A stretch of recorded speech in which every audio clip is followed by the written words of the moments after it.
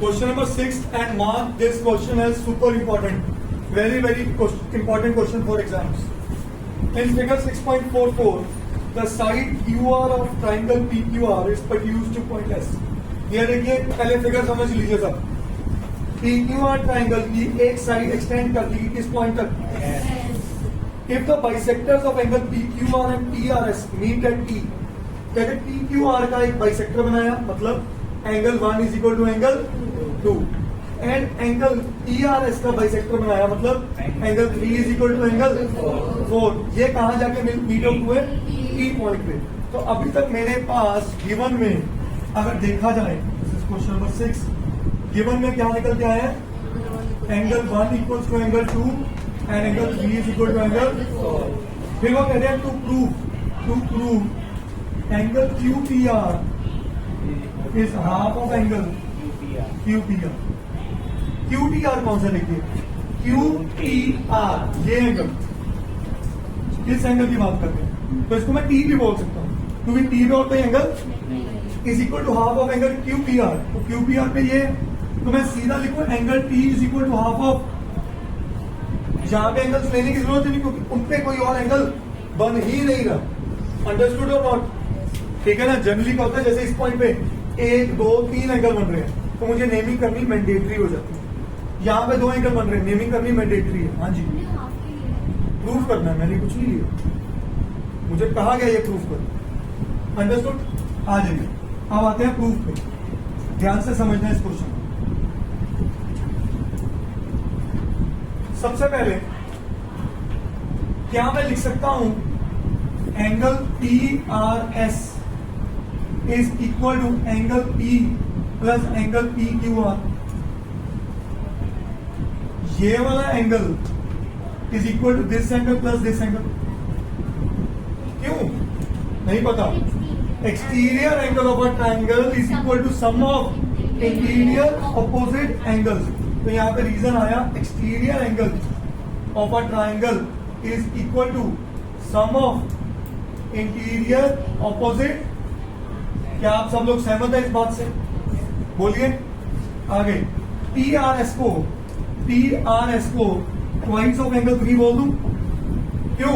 क्योंकि एंगल 3 और एंगल 4 क्या है? इक्वल है.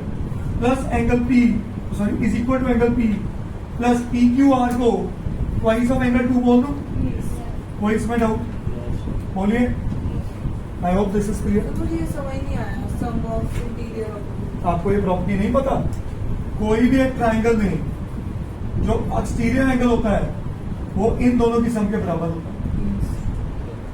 Exterior angle of a triangle is equal to sum of interior opposite angles.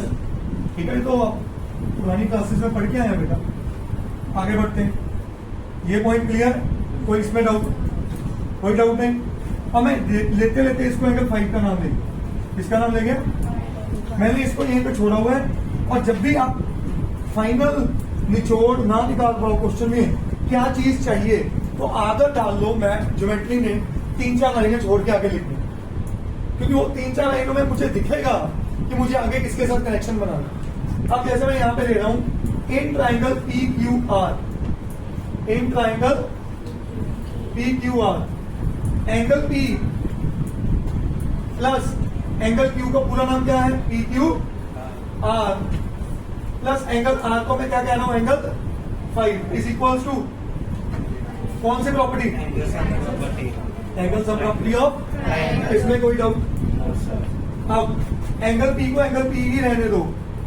PQR को क्या लिख लूंगा? Angle 1 plus angle. तो एंगल 1 प्लस एंगल 2 की बजाय मैं लिख दूं 2 टाइम्स एंगल 2. बोलो. लिख दो 2 टाइम्स. यहां तो वही किया था प्लस और यहाँ पे रीजन लिख देना because angle 1 is equal to angle 2 and angle 3 is equal to angle 4. अब angle 5 is equal to 1. Yes और नो? यहां तो कोई डाउट?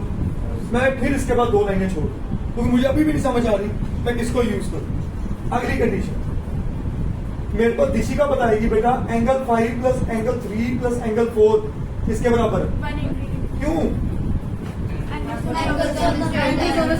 तो हाफ सेमी सर्कल बनाया कि नहीं बनाया?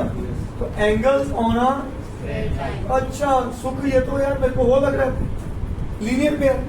टू कोण angles on a straight line. Smile नहीं करनी, आंसर देना। सर हाँ जी, सर 3 हो गया तो direct- वेरी गुड। 2 तो लीनियर पेयर, 2 से ज्यादा तो सही है। अब ये 180 के बराबर, ये 180 के बराबर, दोनों को इक्वेट कर दूं। बोलो, इसको लिया इक्वेशन नंबर 2 और इसको लिया इक्वेशन नंबर 3। मैंने 1 क्यों? क्योंकि मुझे नहीं पता 1 में मैंने क्या यूज किया। तो फ्रॉम 2 and 3 मैं लिख सकता हूं angle P plus 2 times angle 2 plus angle 5 is equal to angle 5 plus angle 3। अच्छा, एंगल 3 प्लस एंगल 4 को भी क्या लिख सकता था? 2 times angle 2 टाइम्स एंगल। याद है कि नहीं याद है? तो ये आपकी बन गई कौन सी इक्वेशन? 3। तो एंगल 2 टाइम्स एंगल P से 5 से 5। समझे कि नहीं समझे? अब angle P plus 2 times angle 2 is equal to 2। मैं यहाँ प्रूव कर चुका हूँ, मेरे को कोई फायदा नहीं मिला, कोई फायदा नहीं मिला ना। मेरे क्वेश्चन में कहीं E नहीं आया, तो फिर दैट मीन्स ये मेरा काम फेलियर हो गया, ये मेरा प्रूफ फेलियर हो गया, क्योंकि ये तो मैं ऑलरेडी प्रूव कर चुका हूँ। चेक करो, P plus 2 times 2 is 2 times 3, तो मतलब ये तो मेरा वेस्टेज हो गया। अब मुझे मतलब P को इंट्रोड्यूस करना पड़ेगा। कैसे? आ जाइए। In triangle PQR, in triangle PQR मैं लिख सकता हूँ angle T plus angle 2 plus angle ये पूरा 3 प्लस 5 इज इक्वल टू क्या हो जाएगा? Reason angle property of. देखो, मैंने नोटिस किया मेरा वो स्टेप वापस उस रिजल्ट पे लेके आ रहा है, तो which is a share wastage of time. मैं एक स्टेप को 2 बार क्यों करूं? समझ रहे हो? अब ये 180 के बराबर, ये 180 के बराबर, इसको एंगल 3 कह दूं, इक्वेशन 3 कह दूं। अब करो equate from 2 and 3, from 2 and 3 angle P plus 2 times angle 2 plus angle 5 is equal to angle T plus angle 2 plus angle 3 plus angle 5। Yes और नो? 5 से 5 5 से 5 कट। इधर 2 टाइम्स एंगल 2 है, तो 1 टाइम्स एंगल 2 है, उधर जाके क्या हो जाएगा? तो एंगल P प्लस एंगल 2, या एक मैं और काम कर सकता हूं,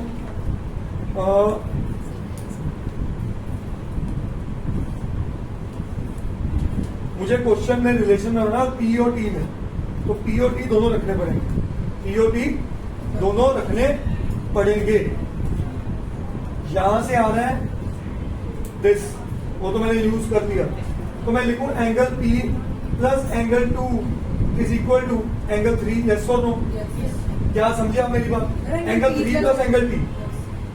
बोलिए, यहां तक किसी को कोई शक, कोई टेंशन नहीं? Tension, very good. अब ध्यान से समझना मैं जो स्टेप करने जा रहा हूं। एंगल, अब आ जाओ वापस जहां पे मैं क्वेश्चन छोड़ के गया था, यहां पे लिख दूं 2 times angle 3 minus angle 2 is equal to angle 3। क्या ये सब समझ आया? इधर लेके गया, माइनस हुआ, 2 दोनों में कॉमन है, बाहर निकाल दिया। बोलो, तो यहां से निकल के क्या आया? Angle 3 minus angle 2 is equal to angle P by equation number 1। समझे कि नहीं समझे? सबको ये सब समझ आया? बड़ा क्रिटिकल स्टेप था। अब वो मैं चीज यहां बनाने की कोशिश कर रहा हूं। Angle P is equal to angle 3 minus angle 2 plus angle T। Yes और नो? ये 2 इधर आके क्या हो गया?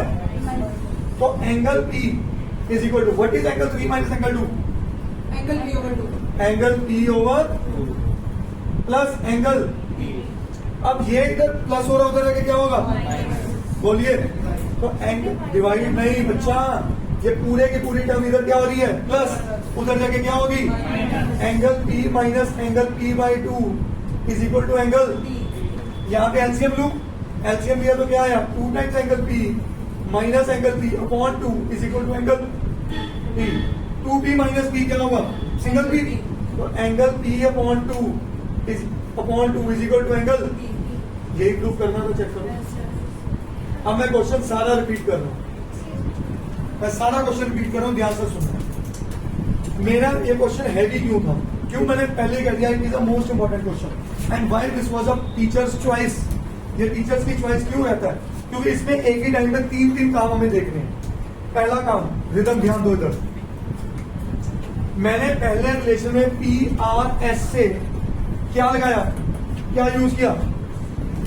Exterior angle of a triangle is equal to sum of interior opposite angle. वो लेते ही अभी तक मेरे को नहीं पता मुझे क्या यूज करना है, अब पता चल चुका है। तो 2 टाइम्स एंगल 3 माइनस एंगल 2 कर दिया, तो बचा कौन एंगल? तो यहाँ से 2 मल्टीप्लाई हो जाके क्या कर दिया? तो रूट angle 3 minus angle 2 is equal to p/2। पहला स्टेप समझ आया। फिर मैं चला गया इस ट्राइंगल के अंदर। इस ट्राइंगल के अंदर अगर एंगल सम ऑफ p लगाऊं, दिस प्लस दिस इज, मैंने लिख दिया। फिर इस ट्राइंगल में चला जाऊं, दिस प्लस दिस इज, मैंने लिख दिया। दोनों किसके बराबर है? तो दोनों को क्या कर दिया? तो जो कॉमन चीजें से काट दी, यस और नो, जो कॉमन चीजें डिलीट कर दी। डिलीट करके मेरे पास रिलेशन बना ये, और यहां से आया एंगल 3 माइनस एंगल 2, चेक करिए। और एंगल 3 माइनस एंगल 2 की वैल्यू क्या पुट कर दी? Angle p/2। यहां तक समझ आया कि नहीं? तो जैसे p/2 आया, इसको इधर लेके गए, एलसीएम लिया और अपना आंसर चलिए। अंडरस्टूड करिए नो।